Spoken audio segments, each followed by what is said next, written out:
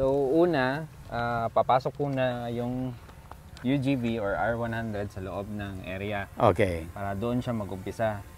So ang gagawin natin is set up natin yung parameters ng spraying. Dito yung remote.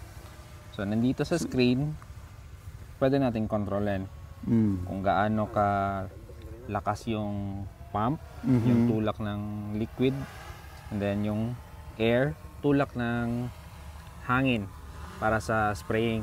So kung mas malakas yung airflow, mas malakas yung tapon ng liquid. And then regarding naman sa atomization, ito yung pag-control ng gaano kalinipis or laki yung droplets. Yung mist. Yung mist. Depende kasi kung gusto ni farmer na mas manipis para makapenetrate sa loob ng canopy or ng puno. So yun, pwede natin i-controlin. And then if ever gusto niya malaki, para mas malaki yung dumikit sa mga leaves, pwede din siya i-controlin. Okay. Nakaset na ba lahat? Opo. Pwede na tayo mag-start mag-spray? Sige po. Sige po. Sige po. Ayan.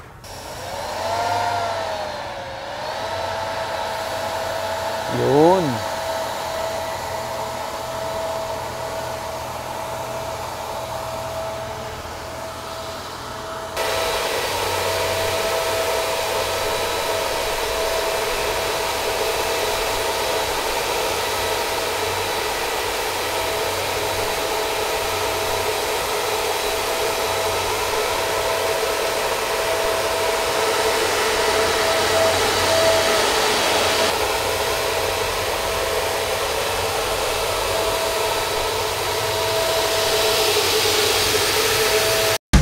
Gusto mo bang matuto ng agribusiness, crops, livestock and poultry, aquaculture, at ma-inspire sa mga success stories? Agribusiness How It Works! As a YouTube channel, Agribusiness features entrepreneurs, farmers, organizations, OFWs, investors. However, beyond our usual content and official endorsements, Agribusiness does not engage in other business dealings with them. While our viewers and featured individuals and entities may choose to pursue business deals with each other on their own, we encourage them to be cautious in doing so. Tuwing kailan kaya harvest niya? Daily yan. Daily. Oh. Mostly, ang harvest is based on buyer's payment. Bayad eh. So magpapaschedule si farmer, halimbawa buyer. Bibili ilang kilo. Yan, tsaka sila mag-harvest. Paano kung lang buyer? Hindi posible walang buyer eh. Ito. Ito yung sa kapatid. 3 or 4 hectares yan. Bata pa yung kalamansi niya. Mga 2 to 3 years lang siguro to. Yan, si Sir Buddy din. Good morning, sir. Buddy rin po. Hi, morning. Si Sir Max. Sir Max. Si Sheila naman, siya yung sa operations namin. Hello, Buddy. Picture. Ikaw magbigay ng instructions sa kanya, paano niya kukunan yan. Picture. Para kami, tuloy-tuloy lang kami ng vlog. Sir, mag-introduction muna tayo. Yeah, sige. Just follow your lead. Ganun naman. Wala naman nagbago noon, di ba? May nagbago ba? Just follow your lead. Dito na. Dito, picture. So, kasama natin si Sir Buddy Tangcontian ng Agridome. Ayan. Thank you, sir. Ang Agridome ay, kumbaga sa mainstay sa agribusiness. Suking-suki. At napakaganda kasi ng working relationship natin with Agridome. Thank you, sir. Thank you so much. Ayan. At nandito tayo sa Davao de Oro, sir. Yes. Union, Barangay Union, Moncayo, Davao de Oro. At syempre, hindi lang drone. Pag sinabing Agridome, technology. So, hindi lang drone. At may bago tayong ipapakita na machine ba? Tawag? Equipment? Yes, equipment for new technology para sa pag-spray ng farms. Kasi una nating salvo, 'di ba, drones yung lumilipad. Drones kasi split into basically two 'yan. Okay. May unmanned aerial vehicle, tsaka yan yung drones na alam natin lumilipad. Tsaka may unmanned ground vehicle. Ayun. Ground base, which is yan yung i-feature natin, I-feature natin this ngayon. morning. Oh. Okay, ito siya. Yan yun. Okay, describe muna natin, Sir Buddy. Yeah, this is XAGR 100. This is ground-based. Ito yung spray. Ito yung nagbubuga. Ito yung spray niya. Spray mechanism. Ito yung tank. Tsaka isang battery. Yeah. So, automated din siya. Pwedeng manual. Especially sa mga crops like yan, yung mga kalamansi, orchard, which is mostly kasi ang needed ng mga farmers is kailangan tatamaan yung sa puno. Yung sa ilalim, especially yung trunk. No? While sometimes ginagamit natin yung flying drone, pero pag mga ganyang mga orchard-based na mga crops, yan, yung kalamansi, pomelo, kailangan may sa ground-based. Ang load nito is 100 liters to 120 liters. No? Meron ding malaking version, may 200 din to. Oh, okay. Tapos this can spray roughly 30 minutes of operations. So, marami na siyang configuration pwedeng gawin sa farmer kasi makakontrol nila yung droplet, pwedeng mist, pwedeng malaki yung pagka-spray, pwedeng malayo. Oo, effective niya is 7 meters swath yung kaya niyang yung spray. So pwede mong ma-adjust to paakyat. Kung gusto mong medyo ano na yung tree, yung kalamansi, pwede mong iakyat to. Pag medyo mahaba na siya or Sir Buddy, anong advantage nito compared to yung may mga farm implements na kinakabit sa traktora na pang-spray din? Yes. Bakit better ito? Yeah, it's because again you don't have to have a lot of people to prepare it. Unlike sa yung mga basic or traditional spraying equipments na maraming mga tao na kailangan ma-prepare yung pagka-spray, pati yung hose. Marami siyang operational requirement. So ito, kailangan mo lang yung operator. I-map mo. It's para talaga siyang drone na lumilipad. Mayroon siyang imamap mo siya, hayaan mo siyang mag-spray, i-load mo lang anong information kailangan mo dun sa remote. So siya na lang din bahala din. Siya na lang din bahala. Basta na-map mo na yung farm. Yes, oo. Siya na rin. Today, especially now, first time natin dito, what we do now is magma-manual tayo to operate this, especially terrains, no? Yes. Tapos maraming ang tanong sa akin, kaya ba terrains? Yes. Up to 30 to 35 degrees, kaya. Kahit maputik, kaya. Four-wheel, all-wheel drive siya, kaya niyang suungin yung mga terrain areas. Paano to, Sir Buddy? Pag naubos mo rin yung spray, babalik din siya sa base? Parang drone, parang ganun ba? Hindi. Pag automated. Pero we recommend now, talagang may nakaabang where to put kasi malaking load eh. So, pwede siyang lalagyan as to where siya nag-stop, pwede siyang i-load ulit. So, yung consistency lang talaga ng spray if gusto mong ma-meet. Yan ang madi-deliver. In 1 hectare, gaano yan kabilis o katagal niya tapusin? Of course, depende sa liters per hectare. Yeah, okay. Depende. But pwede mo siyang tapusin in 30 minutes, 20 to 30 minutes. Yung isang hectares mo. Ang maximum speed niya is 5 kilometers per hour or 1.5 meters per second. No? So, pwede mo siyang iset. So, marami. But again, before you apply, you need to put the parameters. Talagang scientific na. Hindi na yung But at least, once na i-program mo na lahat yon, sitting pretty ka na. Yes. Diba? Ayun. So, orchard, kalamansi, gulay, tapos yung mga highland farmers natin na hirap na mag-spray or Kasi, eto kasi siya, pwede mo siyang gamiting transport. Palitan mo lang tong tank, Tsaka pwede yung mo rin spray, pang pwede mo siyang karga. pangkarga. Meron Okay. siyang cart. Pwede siya cart. Oh, so alam mo, nag-harvest ka, diretso mo Doon, na lagay doon mo na lang doon. Yes, diretso na. yung pinaka, ano niya. So, what else?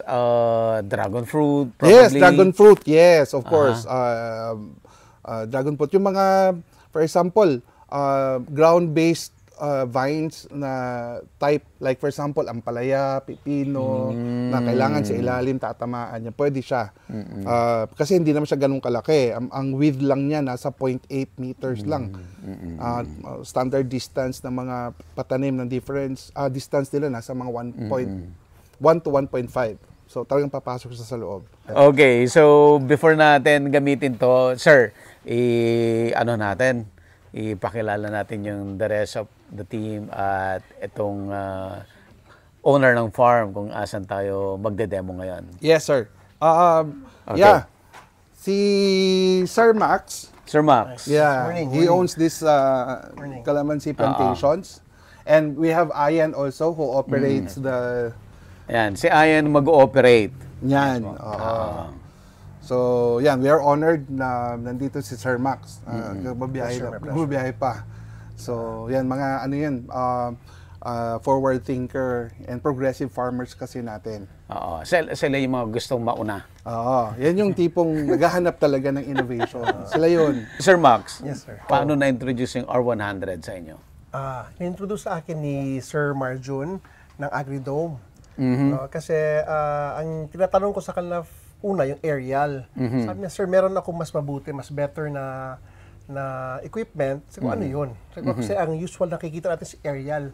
So, mas effective daw ito siya kasi yung sa ground base, yung sa ilalim, matatamaan niya. Sabi ko, sige, subukan natin. Kasi tayo daw ang mauna ang magkakaroon ng ganito from AgriDome. Okay. Sabi ko, why not? Diba? So, yun, from there, sabi ko na subukan natin, tapos ma-compare natin ang aerial at saka ang ground. So yun, so makikita natin ngayon. Sir Buddy, aside from, okay, of course, may advantage itong ground, but is it possible na combination? Pwede. Pag malaki na tayo, for example, mangga. I see. Oo, pwede. Kung gusto talaga ng farmers, for example, kung crop protection, na kailangan nandun sa ilalim, tsaka yung dahon sa ilalim, tatamaan. Eto, although, yung sa taas naman, yung sa drones, yan yung kailangan yung lumilipad. Dahil minsan, yung malalaki na, for example, mangga nga, sinasabi ko, yung sa dulo niyan, doon nagko-congregate yung mga insekto. Dahil yung manual natin na practice, mostly nasa gilid lang ng canopy, tinatamaan. So, yan yung nire-recommend natin for crop protection. Sir Max, anong gamit nyo previously dito sa farm? Paano kayo nag-spray? Manual? Manual lang, sir. Oo. Yun ang nakasanayan, traditional farming. So, manual ang gamit natin. Then, sabi ko, itatry ko sa ng aerial para masubukan ko naman ang efficiency niya kasi sabi ng bayo ko, mas maganda daw. Pero si Sir Marjun, sinabi niya from AgriDome, mas effective din daw itong R100. Kasi from baba, so matatamaan niya, plus, mas ano ka na, kasi 4x4 din siya. Tapos yung unmanned na siya, tapos yung tao mo syempre, kasi minsan compare sa traditional, ang tao babalik-balik pag mainitan, magpapahinga. Unlike ito, continuous yung trabaho. Dire-diretso siya. Yes, sir. Ayan na. So, naloadan na ho natin ito. Yes, naloadan na. May laman na. Ilabas ka lang muna. Maganda nga to dahil yung mga young generation natin, parang lang naglalaro na lang. Kaya bumalik na sila sa farming because farming now is not that hard. Hindi na laborious. Naglalaro na lang, oh. Dati yung mga bata tayo, laruan lang talaga ng mga ganyan. Ngayon, gamit mo na sa farm, eh. Sir, gaano kalaki itong kalamansihan mo? Nasa 3 hectares po, sir. 3 hectares. Yan si Marjun, si Ma'am Sofia, Mosco. Ilang taon na itong kalamansi farm? Nasa 3 years pa po. So, 3 considered years. po siya, sir, na medyo young crop pa siya. So, yung nagsisimula pa lang po tayo, willing to learn, willing to experiment naman din para sa pagpapalaki ng farm natin. Tama yung hula ko, 3 years. Hmm? Tama yung 3 hula years. ko, 3 Hindi years. hula yun. Experience yun.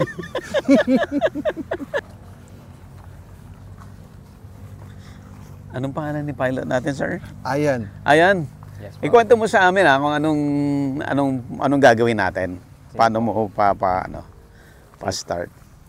So una, papasok po na yung UGV or R100 sa loob ng area Okay. para doon siya mag-umpisa. Mhm. So ang gagawin natin is set up natin yung parameters ng spraying. Dito yung remote. So nandito sa screen, pwede natin kontrolin kung gaano ka lakas yung pump, yung tulak ng liquid, and then yung air, tulak ng hangin para sa spraying. So kung mas malakas yung airflow, mas malakas yung tapon ng liquid. And then regarding naman sa atomization, ito yung pag-control ng gaano kalinipis or laki yung droplets. Yung mist. Yung mist. Depende kasi kung gusto ni farmer na mas manipis para makapenetrate sa loob ng canopy or ng puno. So yun, pwede natin i-controlin. And then if ever gusto niya malaki, para mas malaki yung dumikit sa mga leaves, pwede din siya kontrolin. Okay. Nakaset na ba lahat? Opo. Pwede na tayo mag-start mag-spray? Sige po. Sige po. So flashing ko muna. And then after ng flashing, let's Oh. start. Ang ganda.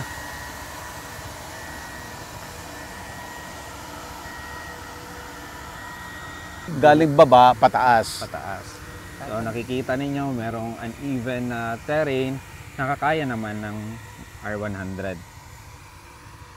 And then depende sa laki ng canopy or ng fruit tree or yung orchard natin, pwede natin itaas or ibaba yung spraying.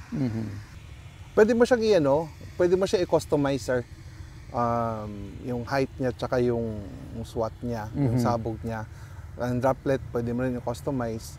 In fact, yan yung isang purpose nito, sir. Kasi yung mga farmers natin, especially pag ganitong mga orchard, most of the time naliligo sa spraying ng chemicals. Ngayon, wala na. Malayo siya. Malayo siya. So for Pabalik na siya. example, naubusan siya ng chemical, pwede naman kontrolin ng pilot na dalhin sa may Home. kalsada. Kung saan yung So kung saan niya mag-refill, so pwede niyang kontrolin. Kasi meron naman tayong dito sa view natin, yung camera. Nakikita niya. Nakikita natin. Meron pa yan sa loob. Kaya, meron pa siyang laman, i-simulate lang natin na kung naubos siya. I see. So ito, andito yung parang magre-refill. So Saan doon na babalik? sa tank. So dito na yung refilling ng drone natin. So hindi na sila talagang maglalakad pa ng chemical kung saan. So fill in na nila dito. Meron namang filter para sa mga debris na ayaw natin mapasok sa Para hindi pumasok sa loob. Kagaya na ito, na-filter niya to. Oo, wala namang tubig lang to, pwede pang hawakan. Pwedeng pa tayo? More spray pa. Parang ikot mo lang. Gusto mo palapit? Sinabihan ko na sir na isang malapit isang malayo. Kasi isang buo. Careful kasi yan. Yan yung Mavic, 600,000 isa. Hindi yan yung... Hindi yan 50,000. Okay sir, try pa natin para more visuals tayo. Ganito yung ganito lang siya pag gusto mong i-change gaya niya. Si Aya na. So, yung angle, i-customize mo rin. Para, let's say, gusto natin medyo mas mataas konti. Mas mataas yung buga. Yung tama niya. Yes. Sir Max, so far. Yes sir, very Akit mo. innovative ang tsaka ang ating technology, very high tech na masyado ngayon kasi kung isipin niyo sir, kung ordinary na farmer lang ang magtatrabaho dito, syempre kung may ulan, may init, papahinga na 'yon. Unlike itong ating Tuloy-tuloy yan. Tuloy-tuloy, yes sir, tama, tuloy-tuloy. Tapos ano pa sir, mas effective pa siya kasi pwede mo siya may mga nozzle siya na may mist na pwede ma-adjust. Pwede. Oo. Kasi minsan yung ating mga nozzle sa ating ordinary na spray, isang isang size or unlike ito, iba-iba, makakapili ka. Depende kung tama si sir. Mostly pag crop protection gusto mo fine. Oo. Kasi iba-iba yan eh. May systemic, may contact, chemicals, tas fine. Tapos minsan pag foliar gusto mo madami, lakihan mo rin yung Oh, I see. diba? Ibang application. Yan ang kwento ko nga kanina na ang farmer pag nag-spray yung iba, depende sa ganun ka-consistent pag gumaganon yung farmer. Minsan pag nagmamadali, ganun na lang yan. Goodbye. At saka ano din sir, safe din po para sa health ng ating sprayer farmer. Exactly. Oo, maprotektahan natin sila. Yes. Hindi na siya naliligo. Hindi naliligo. Tsaka yung pag-inhale na yung mga fumes ng ating mga chemicals, delikado sa health yun. Like ito, nandun ka lang sa isang corner, makakakontrol kayo. Yes. Kumbaga, itong the whole plant from the top, matamaan niya. Tamaan. Sige Try natin.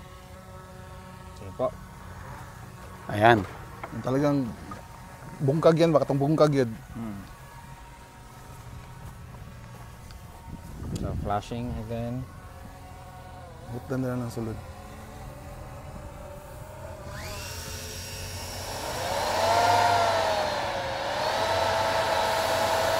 Yun.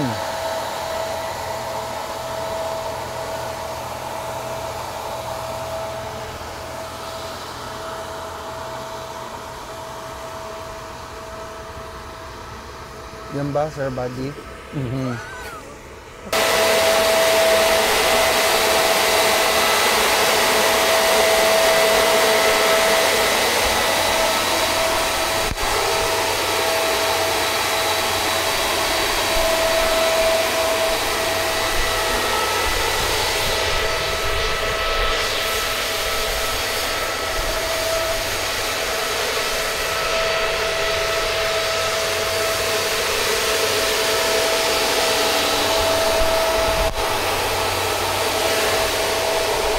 Sir, mas efficient siya, no? Kasi kung mag-spray yung tao, isang isang direction lang, at dalawa. Yan, Yeah.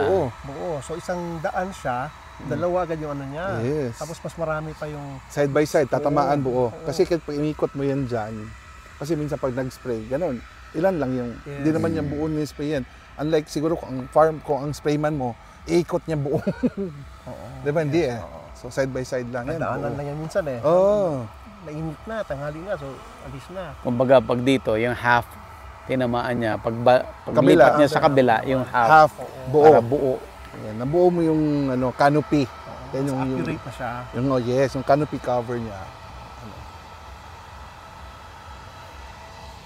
Ganyan kahaba yung sa Tarlac tsaka sa Nueva Ecija. More than yan yung kalamansi. Diba?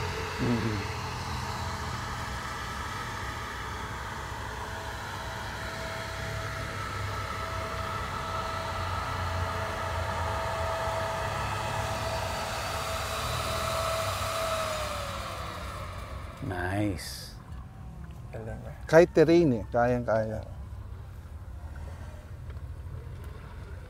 Meron siyang stabilizer. Mawawala pa yung stress niyo, sir, kasi parang... Lalaro ka lang Oo. Parang, Saka, di ba, kaysa bumili ka ng bike pang motor or pang... Yan na, lalaro ka. Every morning, lalaro ka. Magiging happy ka pa.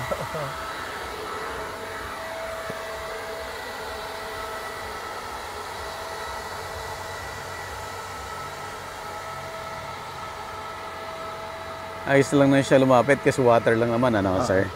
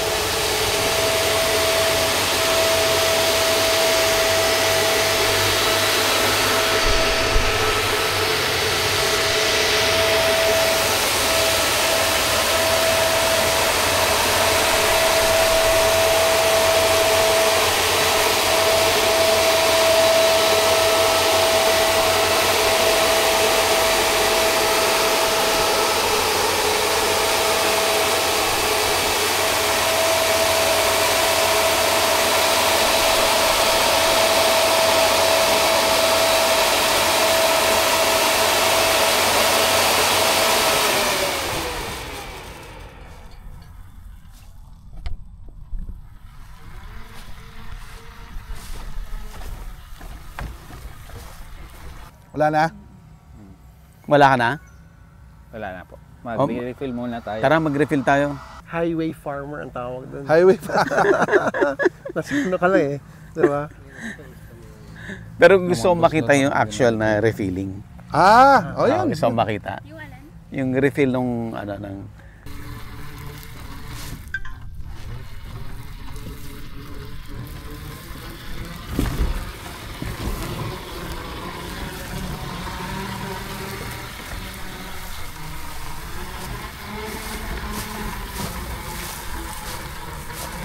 Kamusta ang calamansi, sir? Very challenging, sir. Kasi may mga times na okay ang presyo niya, may times din talagang bagsak. Oh. Ano ang cost nung pagbagsak niya? Sir, minsan oversupply. Oversupply. Yes. Yun ang karamihan kasi halos lahat siguro, sir. Marami nang nagtatanong. Nagkalamansi. Yes, sir. Kasi nakita ng demand. So, maraming nagtaniman. So, yun, medyo dumami yung supply natin. Medyo bumagsak yung presyo. Pero sir, di ba may demand din for calamansi juice, yung naka-PET bottles? Yes, sir. Yes, sir. Meron din. Marami din dun eh. Marami din yun, sir. Pero halos ano kasi, sir, calamansi juice, calamansi, yung mga soap. Diba? Marami ng uses, eh. Vitamins. Pag bumagsak ang presyo, gaano katagal na bagsak ang presyo? Mga ilang buwan din, sir. Buwan 2, din. 3 months, yes, sir. Mas marami yung time na mataas ang presyo. Depende, sir. Depende. Kasi may time na peak talaga siya, sir. Medyo mataas siya. Pero pag bagsak, sir, bagsak din, sir. So, sobrang dami. Minsan, sir, ang sabi nila, yung mga buyers, pag bagyo, expected mataas ang presyo. Wala ka naman ma-harvest. Wala kang ma-harvest. Tsaka yung pagbiyahe mo, yun ang Mahirap. Yes, sir. Paano mo itatawid sa ibang islands? Like, punta ka ng Visayas, punta ka ng Luzon, mahirap itawid. Yan minsan bagsak, minsan mahal. Agribusiness, how it works. Instruct, inspire, succeed.